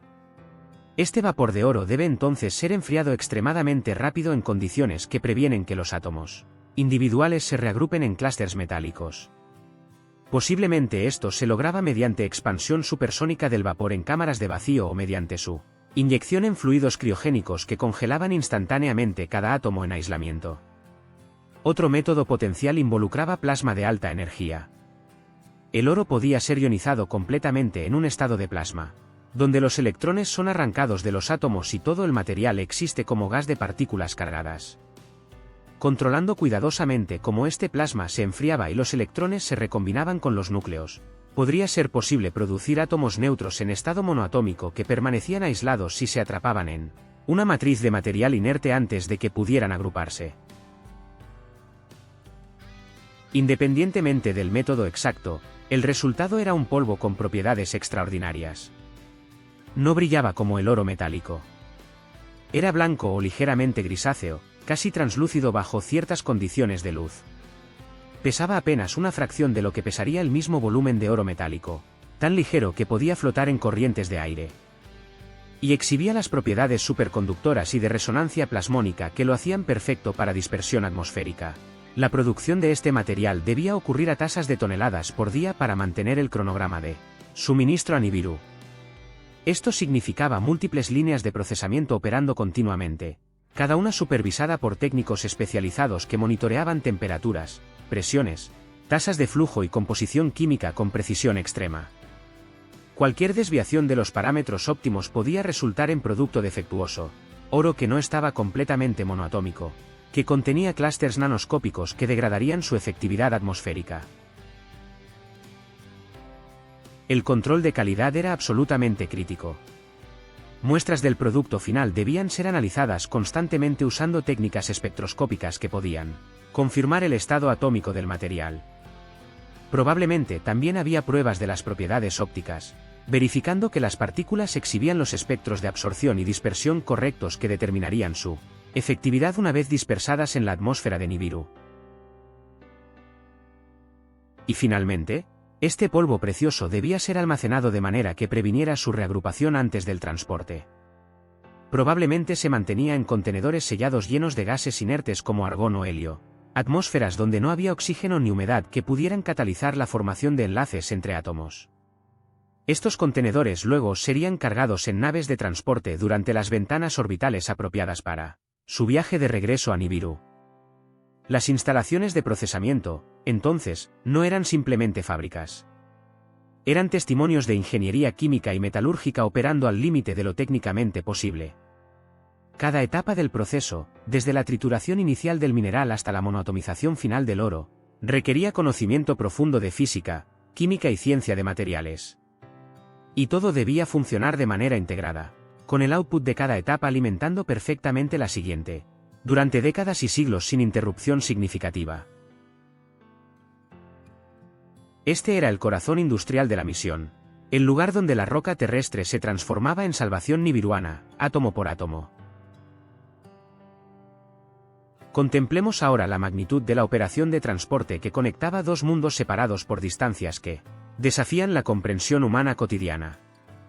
Nibiru, en su órbita extremadamente elíptica, Pasaba la mayor parte de su ciclo de 3.600 años a distancias enormes del sistema solar interior. Durante estos periodos, la Tierra podía estar a cientos o incluso miles de unidades astronómicas de distancia, un abismo que la luz misma tardaría días o semanas en cruzar. Solo durante las fases de acercamiento orbital existían ventanas prácticas para el transporte de carga masiva. Las naves que realizaban estos viajes no eran exploradores científicos ligeros ni embarcaciones de pasajeros. Eran cargueros industriales diseñados para transportar toneladas métricas de oro monoatómico a través del vacío interplanetario. Su diseño debía equilibrar múltiples requisitos contradictorios: capacidad de carga suficiente para hacer que cada viaje valiera la inversión energética, velocidad adecuada para completar el trayecto durante las ventanas orbitales óptimas, y sistemas de soporte vital capaces de mantener tripulaciones durante meses o años de tránsito. La propulsión de estas naves probablemente no dependía de cohetes químicos primitivos del tipo que nosotros apenas estamos comenzando a dominar. Las distancias involucradas y las masas de carga requerían algo mucho más eficiente energéticamente. La fusión nuclear controlada era casi con certeza la tecnología mínima necesaria, proporcionando empuje sostenido mediante la expulsión de plasma a velocidades relativistas. Alternativamente, podrían haber empleado propulsión de antimateria, donde la aniquilación de materia y antimateria generaba la energía más densa posible por unidad de masa de combustible, pero incluso con propulsión avanzada, los tiempos de viaje eran considerables. Durante un acercamiento orbital favorable, cuando Nibiru pasaba relativamente cerca de la órbita terrestre, el trayecto podría completarse en semanas o meses de tiempo subjetivo para la tripulación. Durante fases menos favorables del ciclo orbital, cuando las operaciones continuaban pero Nibiru ya estaba alejándose hacia las regiones exteriores del sistema solar, los viajes podían extenderse a años. Esto significaba que las tripulaciones de estas naves cargueras pasaban una fracción significativa de sus vidas en tránsito, en ambientes confinados donde cada recurso debía ser cuidadosamente reciclado. Los sistemas de soporte vital en estas naves representaban ingeniería ambiental de la más alta complejidad. El aire debía ser constantemente purificado, removiendo dióxido de carbono exhalado y regenerando oxígeno mediante procesos que probablemente combinaban electrólisis de agua con cultivo de organismos fotosintéticos. El agua debía ser reciclada con eficiencia cercana al 100%, cada gota de humedad en el aire capturada y reprocesada. Los desechos biológicos debían ser convertidos en nutrientes utilizables o almacenados de manera segura para descarte eventual. La navegación entre mundos presentaba desafíos que requerían computación sofisticada y comprensión profunda de mecánica orbital. No podían simplemente apuntar hacia donde Nibiru estaba visible y acelerar en esa dirección. Debían calcular trayectorias que consideraban el movimiento constante de ambos planetas, la influencia gravitacional del Sol y los planetas intermedios, las perturbaciones causadas por la masa de Nibiru mismo a medida que se acercaba. Estas trayectorias eran curvas complejas en el espacio-tiempo que debían ser seguidas con precisión milimétrica, para asegurar que la nave llegara al destino en el momento correcto con la velocidad correcta para una inserción orbital eficiente. Las instalaciones de lanzamiento en la Tierra debían estar ubicadas estratégicamente para aprovechar la rotación planetaria y minimizar el costo energético de alcanzar velocidad de escape. Probablemente estaban cerca del ecuador donde la velocidad rotacional es máxima, proporcionando impulso inicial gratuito. Los textos antiguos mencionan lugares como Baalbek con sus plataformas de piedra masivas que algunos interpretan como restos de instalaciones espaciales antiguas. Independientemente de la ubicación exacta, estas bases espaciales debían ser capaces de lanzar naves cargadas con cientos de toneladas de material a intervalos regulares. En órbita terrestre, probablemente existían estaciones de transferencia donde el oro procesado era acumulado mientras se esperaba la siguiente ventana de lanzamiento óptima hacia Nibiru. Estas estaciones servían múltiples funciones: almacenamiento de carga, ensamblaje y mantenimiento de naves, alojamiento para tripulaciones en tránsito entre la Tierra y Nibiru, y centros de comunicación que coordinaban el flujo de información entre las operaciones terrestres y las autoridades nibiruanas. Imaginar estas estructuras orbitando silenciosamente sobre una Tierra todavía salvaje es contemplar una yuxtaposición extraordinaria de lo primitivo y lo avanzado. El proceso de carga de las naves era en sí mismo una operación delicada. El oro monoatómico, a pesar de su ligereza comparado con el metal sólido, debía ser manipulado con extremo cuidado. Los contenedores debían mantener atmósferas inertes perfectas durante todo el viaje. Cualquier exposición a aire húmedo o contaminantes químicos podía iniciar agregación parcial del material, degradando su calidad. Los sistemas de estiba debían distribuir la masa uniformemente para mantener el centro de gravedad de la nave en la posición óptima para control durante maniobras. Y luego estaba la cuestión de la comunicación entre la Tierra y Nibiru durante los largos periodos cuando el planeta estaba alejado en su órbita. Las señales de radio, viajando a la velocidad de la luz, tardarían horas o días en cubrir las distancias involucradas.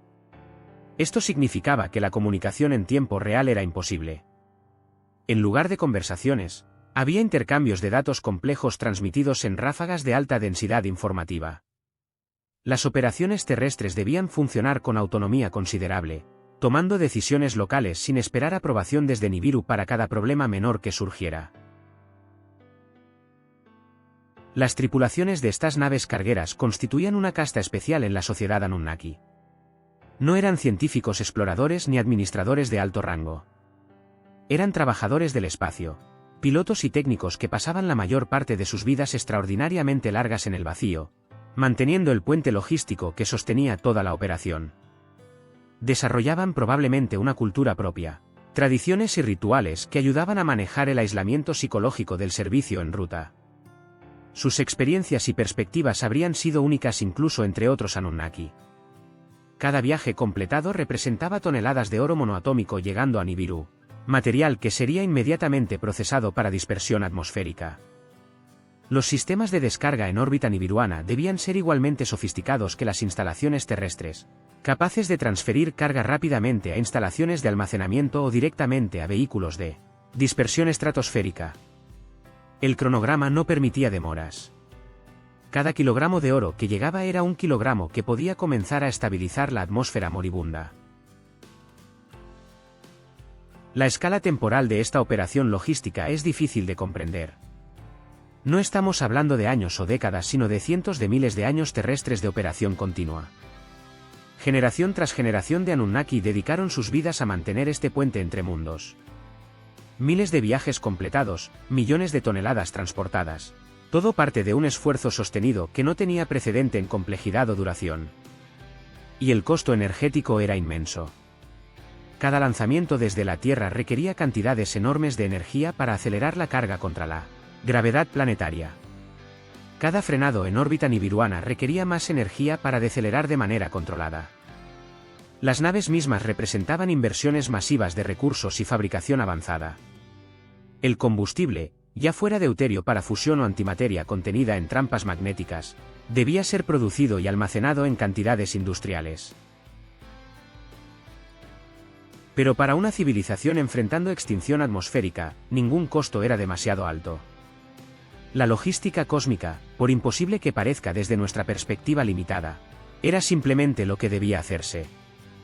Y lo hicieron, vuelo tras vuelo, carga tras carga, año tras año, construyendo lentamente la solución a su crisis, un átomo de oro a la vez transportado a través del vacío infinito del espacio.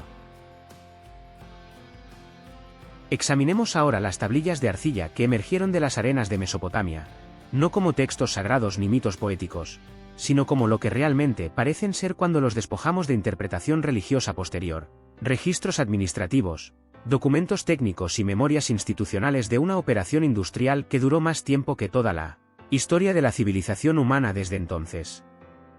Los sumerios no inventaron estas historias. Las heredaron, las copiaron, las preservaron de fuentes más antiguas que ya consideraban ancestrales. La escritura cuneiforme misma, con su aparición súbita y completamente desarrollada alrededor del tercer milenio antes de nuestra era, presenta una anomalía que los académicos convencionales luchan por explicar. No hay un periodo de desarrollo gradual visible en el registro arqueológico. No hay etapas primitivas de pictogramas simples evolucionando lentamente hacia el sistema sofisticado de símbolos que representan no solo objetos sino conceptos abstractos, sonidos fonéticos y relaciones gramaticales complejas. Simplemente aparece, funcional y eficiente desde el principio, como si hubiera sido enseñada por quienes ya dominaban completamente sus principios. Los textos más antiguos que poseemos no son poesía épica ni invocaciones religiosas. Son listas de inventario, registros de distribución de alimentos, documentos de asignación de trabajadores a tareas específicas. Son, en otras palabras, exactamente el tipo de documentación que esperaríamos de una operación industrial compleja que necesitaba rastrear recursos, personal y producción. Las tablillas registran cantidades de grano medidas en sistemas numéricos precisos, distribuciones de herramientas a equipos de trabajo, pagos de raciones a trabajadores identificados por nombre o función. Pero entre estos registros administrativos mundanos encontramos algo más. Textos que describen eventos y tecnologías que no encajan en absoluto con nuestra comprensión de la capacidad sumeria. Hablan de objetos que vuelan a través del cielo dejando estelas de fuego. Describen seres que descienden de los cielos en vehículos que brillan como el sol. Mencionan armas que pueden destruir montañas enteras y convertir piedra en vidrio fundido. Detallan conocimientos astronómicos que incluyen planetas que los sumerios no deberían haber podido observar sin telescopios avanzados. Consideremos específicamente el sistema numérico sumerio sexagesimal, basado en el número 60. Este sistema permite cálculos matemáticos complejos con facilidad notable, particularmente para fracciones y astronomía. 60 es divisible por 1, 2, 3, 5, 6, 10, 12, 15, 20 y 30, haciéndolo extraordinariamente versátil para comercio, construcción y cálculo científico. Pero, ¿por qué una civilización agrícola temprana elegiría espontáneamente un sistema tan sofisticado cuando el conteo decimal basado en dedos de las manos parece mucho más natural y aparece en casi todas las demás culturas? La respuesta puede residir en que no lo eligieron. Lo heredaron de los Anunnaki, quienes habrían usado este sistema por razones derivadas de su propia historia matemática y científica. Y los sumerios, educados por supervisores Anunnaki en las habilidades necesarias para administración de operaciones mineras y agrícolas, simplemente aprendieron el sistema que se les enseñó. Continuaron usándolo porque funcionaba, porque les permitía realizar los cálculos necesarios para gestión de recursos y construcción de infraestructura. Los textos cosmológicos sumerios describen el sistema solar con precisión inquietante. La tablilla conocida como Enuma Elish, típicamente interpretada como mito de creación, contiene descripciones de planetas y sus órbitas que solo recientemente hemos podido verificar mediante exploración espacial. Menciona específicamente un planeta adicional, Nibiru, cuya órbita lo lleva a través del sistema solar cada cierto número de años. Describe colisiones planetarias antiguas que resultan en la formación de la Tierra y el cinturón de asteroides, conceptos que resuenan extrañamente con teorías modernas sobre el bombardeo pesado tardío y la formación del sistema solar. Las listas de reyes sumerias presentan otra anomalía fascinante. Registran dinastías de gobernantes con reinados que se extienden durante miles o decenas de miles de años, cifras que los historiadores convencionales descartan como exageraciones míticas. Pero si estos primeros reyes no eran humanos sino Anunnaki con longevidad biológica medida en milenios terrestres, entonces estos números dejan de ser míticos y se convierten en registros históricos literales. Un administrador Anunnaki efectivamente podría supervisar operaciones durante 10 o 20 mil años antes de ser relevado o reasignado. Los textos técnicos que describen construcción de templos y palacios revelan conocimiento de geometría, ingeniería estructural y astronomía de alineación que supera lo que deberíamos esperar de la época. Las instrucciones para orientar edificios según posiciones estelares específicas, para calcular proporciones que maximizan estabilidad estructural, para construir sistemas de drenaje y ventilación que funcionan mediante principios de dinámica de fluidos. Todo esto sugiere educación por parte de ingenieros que comprendían profundamente los principios subyacentes, no solo tradición empírica acumulada gradualmente. Y luego están las descripciones explícitas de la creación de la humanidad. El texto de Atrahasis narra cómo los dioses, cansados del trabajo en las minas, decidieron crear un trabajador primitivo mezclando su propia esencia con la arcilla de la tierra. Despojado de lenguaje metafórico, esto describe exactamente ingeniería genética. Tomar material biológico existente, modificarlo con componentes genéticos de otra especie, y producir un organismo híbrido diseñado para función específica. La arcilla no es metáfora poética sino referencia al medio de cultivo, probablemente rico en minerales, usado en los procesos de bioingeniería.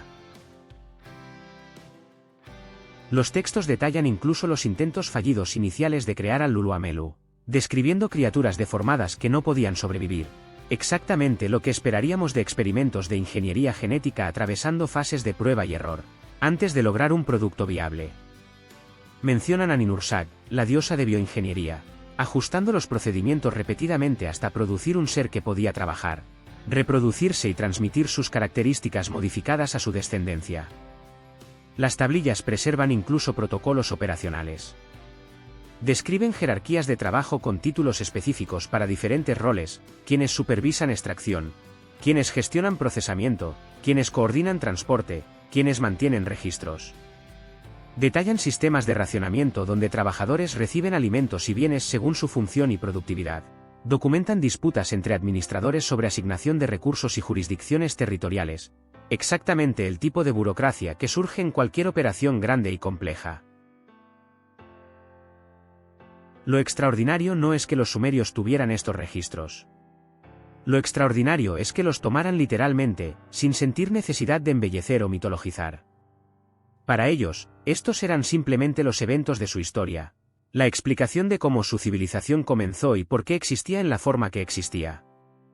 Fueron generaciones posteriores, después de que los Anunnaki se retiraron y el conocimiento directo se desvaneció, quienes transformaron estos registros administrativos e históricos en mitos religiosos, quienes comenzaron a adorar como dioses a quienes originalmente fueron simplemente administradores y supervisores de operaciones industriales. La preservación de estos textos mediante copia repetida durante milenios sugiere que los sumerios y sus sucesores acadios, babilonios y asirios reconocían su importancia fundamental. No eran entretenimiento ni alegoría moral.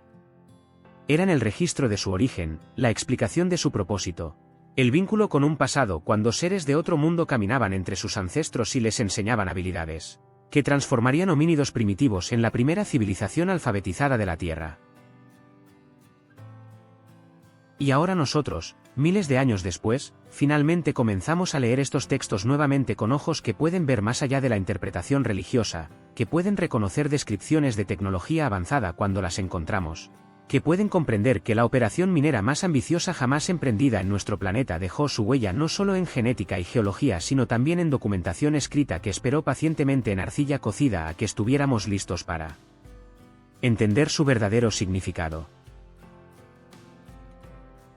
Llegamos ahora al momento que toda la operación había buscado desde su inicio hace cientos de miles de años: la estabilización atmosférica de Nibiru.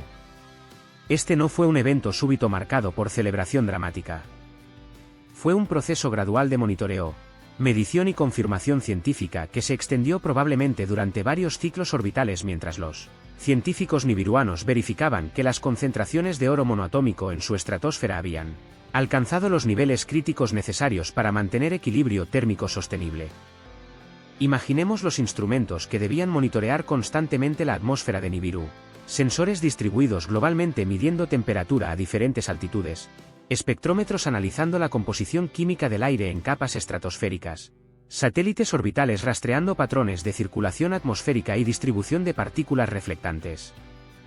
Cada órbita alrededor del Sol proporcionaba un nuevo conjunto de datos, una nueva prueba de si el escudo artificial estaba funcionando según los modelos teóricos desarrollados milenios antes, cuando la misión apenas se concebía. Los primeros indicadores de éxito habrían sido sutiles. Quizás las temperaturas superficiales durante la fase fría del ciclo orbital no caían tan precipitadamente como en órbitas anteriores. Quizás la cantidad de atmósfera que se congelaba y precipitaba como nieve química era ligeramente menor. Quizás los modelos climáticos comenzaban a mostrar convergencia hacia estados estables en lugar de la degradación continua que había caracterizado la atmósfera antes de la intervención. Estos cambios pequeños, medidos contra la variabilidad natural del sistema, requerían análisis estadístico sofisticado para confirmar que representaban tendencias reales y no fluctuaciones aleatorias. Pero ciclo tras ciclo orbital, la evidencia se acumulaba. La capa de oro monoatómico estaba funcionando exactamente como los científicos habían predicho. Durante los acercamientos solares, las partículas reflejaban suficiente radiación ultravioleta y visible para prevenir sobrecalentamiento catastrófico de la superficie.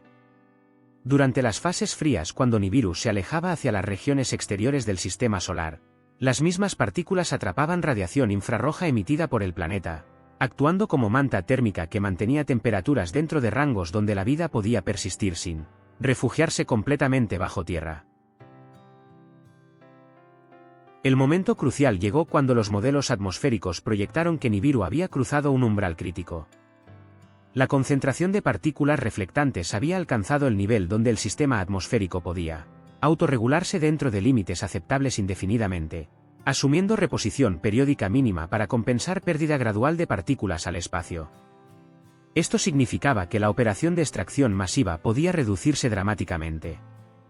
Ya no necesitaban millones de toneladas de oro por año. Necesitaban solo mantenimiento, cantidades modestas para reponer lo que se perdía naturalmente con el tiempo. La decisión de comenzar el desescalamiento de operaciones terrestres debe haber generado debate intenso entre la jerarquía Anunnaki. Por un lado, la misión había cumplido su objetivo primario, salvar a Nibiru de colapso atmosférico. Por otro lado, habían invertido cientos de miles de años construyendo infraestructura en la Tierra, desarrollando sistemas que funcionaban con eficiencia notable, creando incluso una fuerza laboral biológica diseñada específicamente para estas operaciones. Simplemente abandonar todo esto representaba desperdiciar recursos considerables y conocimiento acumulado. Algunos entre los Anunnaki probablemente argumentaron por mantener presencia permanente en la Tierra. El planeta había demostrado ser extraordinariamente rico en recursos, no solo oro sino también otros metales, materiales biológicos únicos, y una biosfera que ofrecía oportunidades para investigación científica continua. Establecer una colonia permanente podría proporcionar beneficios estratégicos a largo plazo para la civilización nibiruana. La Tierra podría convertirse en un puesto avanzado, un punto de presencia en el sistema solar interior útil para comercio futuro o exploración científica. Pero las realidades prácticas favorecían la retirada. Mantener operaciones en la Tierra era costoso en términos de recursos y personal. La gravedad terrestre seguía siendo un desafío para fisiología nibiruana incluso después de generaciones de adaptación. Y lo más importante, la población humana que habían creado estaba creciendo exponencialmente, desarrollando cultura propia, comenzando a hacer preguntas sobre su lugar en el universo que los Anunnaki probablemente encontraban incómodas de responder. Los humanos ya no eran simplemente herramientas biológicas obedientes. Habían desarrollado lenguaje sofisticado, comenzaban a crear arte y música, formaban estructuras sociales complejas que a veces entraban en conflicto con la autoridad Anunnaki. Algunos textos antiguos sugieren que hubo incluso conflictos violentos, rebeliones humanas contra supervisores Anunnaki, eventos que requerían intervención militar para suprimir. Mantener control sobre una población humana cada vez más numerosa y autoconsciente eventualmente requeriría recursos que los Anunnaki simplemente no estaban dispuestos a dedicar. Entonces comenzó la fase de retirada. Las instalaciones de procesamiento en Mesopotamia fueron desmanteladas sistemáticamente o selladas para preservación. Los equipos tecnológicos más avanzados fueron empacados y transportados de vuelta a Nibiru durante las ventanas orbitales. Las bases orbitales fueron evacuadas o destruidas para prevenir que cayeran en manos humanas eventualmente. El Apsu, la gran mina que había sido el corazón de la operación durante milenios, fue sellada. Sus túneles profundos abandonados a la oscuridad y el olvido. Los Anunnaki que permanecían en la Tierra durante las fases finales de la retirada enfrentaban decisiones difíciles. Algunos habían pasado sus vidas enteras en este mundo. Conocían la Tierra mejor que Nibiru, que solo habían visto en transmisiones de vídeo. Tenían conexiones con humanos específicos, relaciones que habían desarrollado durante décadas de trabajar juntos. La orden de evacuar significaba abandonar todo esto, regresar a un mundo que para muchos era extraño y desconocido. Y luego estaba la cuestión de qué hacer con los humanos mismos. Algunas propuestas radicales sugerían eliminar completamente la población humana, borrando toda evidencia de la presencia Anunnaki en la Tierra. Pero esto fue rechazado por múltiples razones. Era prácticamente imposible dado que los humanos ya se habían dispersado ampliamente por África y regiones circundantes. Era moralmente problemático incluso para Anunnaki, que habían creado a los humanos como herramientas. Habían desarrollado cierto apego a sus creaciones. Y era innecesario dado que los humanos carecían de la tecnología para seguir a los Anunnaki o representar cualquier amenaza futura. En lugar de exterminio, eligieron educación selectiva. Ciertos humanos, aquellos que habían demostrado capacidad excepcional o lealtad durante la operación, recibieron conocimiento especial antes de la partida final. Se les enseñaron principios de agricultura, construcción, escritura básica, astronomía de observación. Se les dieron instrucciones para preservar ciertos registros, para continuar ciertas prácticas que los Anunnaki consideraban importantes. Estos humanos educados se convertirían en los primeros sacerdotes y gobernantes de las civilizaciones que surgirían después de la partida Anunnaki. Los últimos Anunnaki que abandonaron la Tierra deben haberlo hecho con emociones mezcladas. Habían logrado su misión imposible, habían salvado su mundo natal de un destino terrible. Pero dejaban atrás algo inesperado.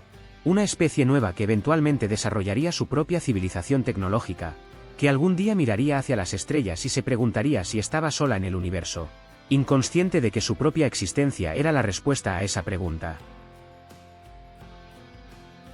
La última nave se elevó desde la plataforma de lanzamiento, sus motores brillando contra el cielo nocturno, acelerando hacia la órbita y luego hacia el vacío entre mundos. Abajo, los humanos observaban, algunos comprendiendo que sus creadores se marchaban para siempre, otros simplemente maravillados por el espectáculo de fuego ascendiendo hacia las estrellas. Y cuando el brillo se desvaneció y el silencio retornó, la humanidad se encontró sola en un planeta que ahora debía aprender a habitar sin supervisión, sin dirección, sin la presencia constante de aquellos que los habían diseñado para propósito específico pero que ahora los dejaban libres para descubrir su propio destino. Cerremos ahora este viaje contemplando el misterio más profundo de todos. ¿Por qué cada civilización humana que ha surgido en este planeta, sin importar cuán aislada o distinta culturalmente, ha valorado el oro por encima de casi cualquier otro material? Esta no es una preferencia arbitraria ni un capricho estético. Es algo mucho más fundamental, algo que sugiere que nuestra obsesión con este metal específico podría ser un eco de nuestra función original, una memoria codificada en los niveles más profundos de nuestra herencia genética y cultural. Consideremos la anomalía desde una perspectiva puramente práctica. El oro es un metal relativamente inútil para las necesidades básicas de supervivencia humana. No puede forjarse en herramientas efectivas porque es demasiado blando. No sirve como arma porque se deforma fácilmente bajo impacto. No es particularmente útil para construcción porque carece de resistencia estructural. Y sin embargo, desde las primeras civilizaciones documentadas hasta nuestros sistemas económicos modernos, el oro ha sido tratado como el estándar de valor, el símbolo de riqueza, el material reservado para objetos de importancia suprema.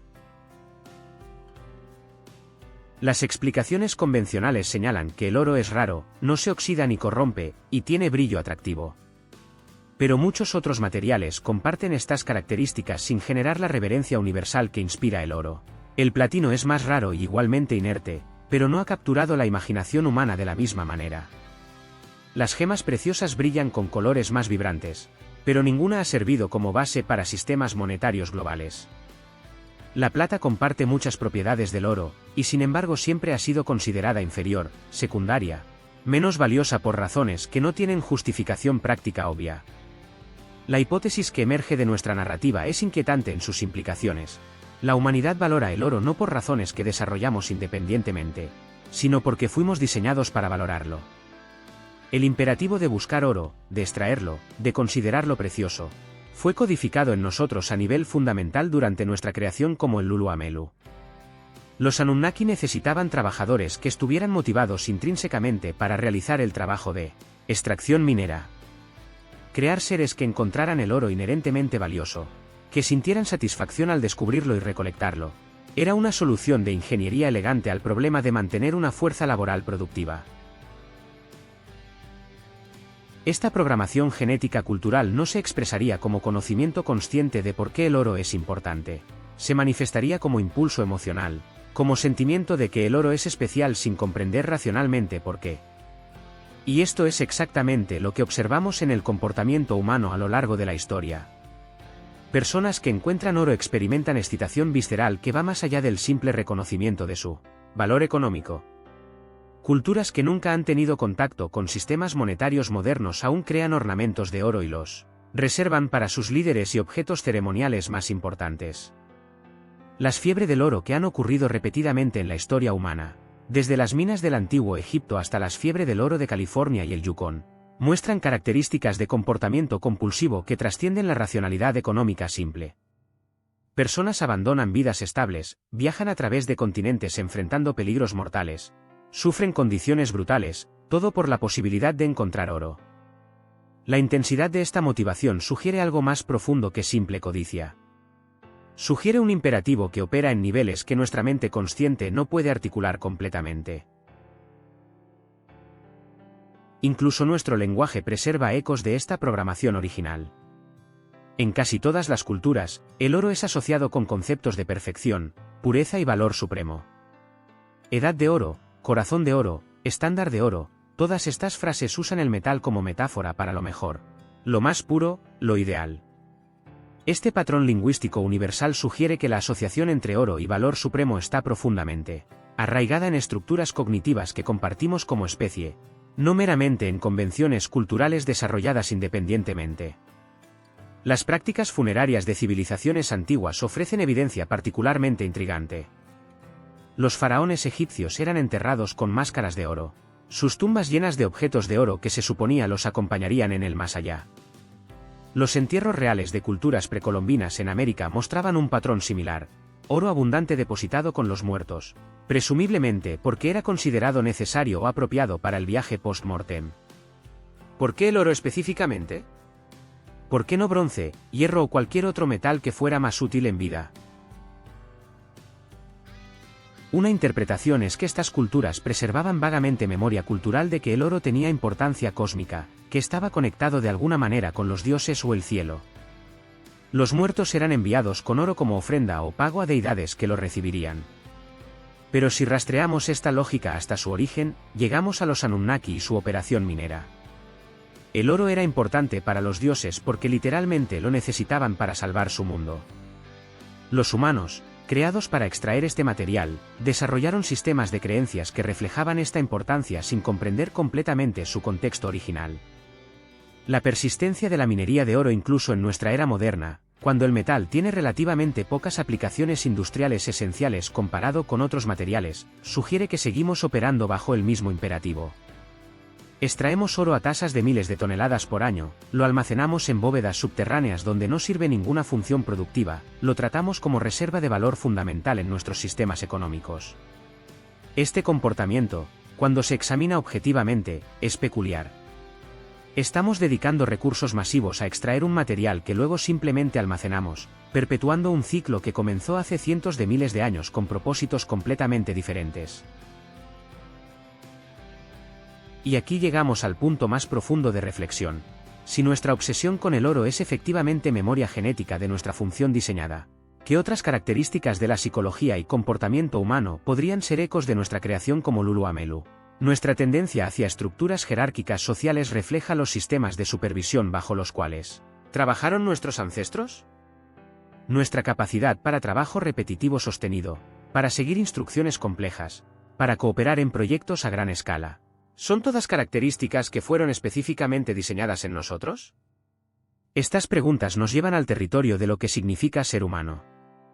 Si aceptamos que fuimos diseñados con propósito específico, ¿eso nos hace menos valiosos o significativos? ¿O simplemente contextualiza nuestra existencia de manera que nos permite comprender mejor por qué somos como somos? La respuesta probablemente reside en reconocer que aunque nuestro origen pueda haber sido como herramientas biológicas, hemos trascendido esa función original. Hemos desarrollado cultura, arte, ciencia, filosofía, todo lo que hace que la civilización humana sea extraordinaria. Pero ese instinto de buscar oro permanece, ese impulso que no podemos racionalizar completamente, ese sentimiento de que este metal específico es especial de maneras que trascienden su utilidad práctica. Cada vez que alguien experimenta esa emoción al ver oro brillar, cada vez que una sociedad elige oro como símbolo de su mayor valor, cada vez que continuamos extrayendo este metal de la tierra y almacenándolo como si fuera la cosa más preciosa en el mundo, estamos actuando en un guión escrito hace tanto tiempo que su origen se ha desvanecido en mito. Los Anunnaki se fueron. Nibiru continúa su órbita eterna, su atmósfera ahora estable gracias a las partículas de oro que transportamos a través del vacío durante milenios de trabajo dedicado. Pero nosotros permanecemos, sus creaciones, portando en nuestros genes y en nuestra cultura ecos de aquel propósito original. No somos más el Luluamelu, el trabajador mezclado creado para servir. Somos Homo sapiens, una especie que ha reclamado su propio destino. Pero la memoria permanece, en cada objeto de oro que atesoramos, en cada mina que excavamos, en cada instante cuando sentimos que este metal brillante es más que simplemente metal. Y quizás eso es apropiado. Quizás llevar esta memoria, incluso sin comprender completamente su origen, nos conecta con algo más grande que nosotros mismos. Nos recuerda que somos parte de una historia cósmica, que nuestra existencia está entrelazada con eventos que ocurrieron en escalas de tiempo y distancia que apenas podemos imaginar. Somos las herramientas que desarrollaron conciencia propia, los trabajadores que se convirtieron en soñadores, los mineros que eventualmente miraron hacia arriba desde sus excavaciones y se preguntaron sobre las estrellas. Y el oro brilla todavía, llamándonos, susurrando secretos que olvidamos hace mucho tiempo pero que nunca dejamos de sentir.